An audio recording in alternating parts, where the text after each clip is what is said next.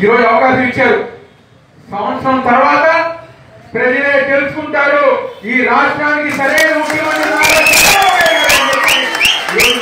గుర్తుపెట్టుకోవాలి. ఈరోజు మనం ఏం చేయాల్సిన అవసరం లేదు.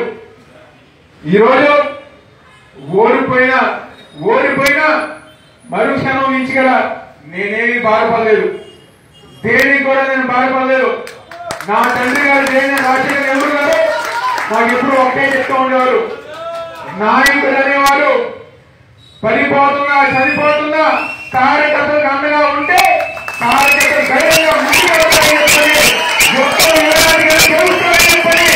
ఆయన ఏదైతే చెప్పారో ఆయన చివరి మాటలుగా దానికి అనుగుణంగా మీకు అండగా ఉంటా. రేపు నుంచి గ్రామాల్లో కానివ్వండి, వార్డుల్లో కానివ్వండి, మండలంలో కానివ్వండి, ఏ కార్యకర్తకి ఏ చిన్న కష్టం వచ్చినా నేను మీకు అండగా ఉంటాను. కేవలం అనేవారు 5 సంవత్సరాలతో జీవితం అయిపోదు, 5 సంవత్సరాలతో జీవితం అయిపోదు. నా వయసు 30 సంవత్సరాలు, 40 సంవత్సరాలు ఉంటా. ఈసారి కాకపోతే మరొకసారి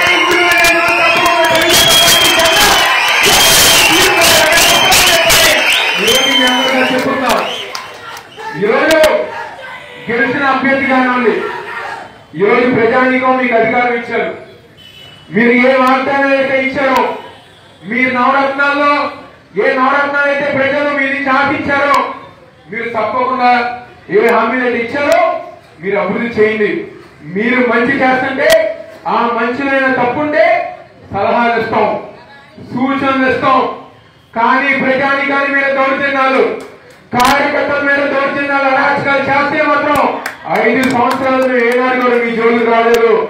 మేము కనుక మాకు అధికారంతో సంబంధం లేదు, మా బలం కార్యకర్తలు,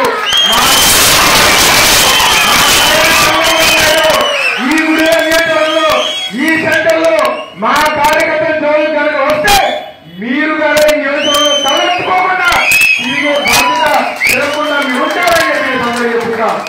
కాబట్టి చిల్లరి పనులు, కార్యకర్తల పగలబడతాలు, తెలుగు యువత నాయకుల మీద దాడులు, డ్రైవర్ల మీద దాడులు, ఏమి అభాసులు చిన్నపిల్లల మీద దాడులు ఈ కాదు.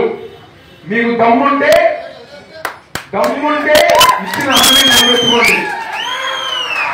లేదా ఈరోజు తప్పకుండా 5 సంవత్సరాలు మీకు ఉంది, ఉపయోగించుకోండి. మరొకసారి చెప్తున్నా, అరాచకాలు కానీ దౌర్జన్యాలు కానీ చేస్తే మాత్రం చూస్తూ ఉండే రకం తెలుగుదేశం పార్టీ కార్యకర్తలు కాదు. మీ అందరికీ మేమున్నాం, మీ అందరికీ మేము తప్పకుండా అండగా ఉంటాం. మీకు ఏ కష్టం వచ్చినా మీ ముందు ఉంటామని చెప్తూ ఎవరు కూడా భయపడమాకండి, ఎవరు కూడా అధైర్యపడమాకండి. రానున్న రోజులు మళ్ళీ తెలుగుదేశం పార్టీని నిన్నే నేను ప్రశ్నించిన ముఖ్యమంత్రి గారు వెళ్తాం. ఆయన ఏం కూడా బాధపడలేదు.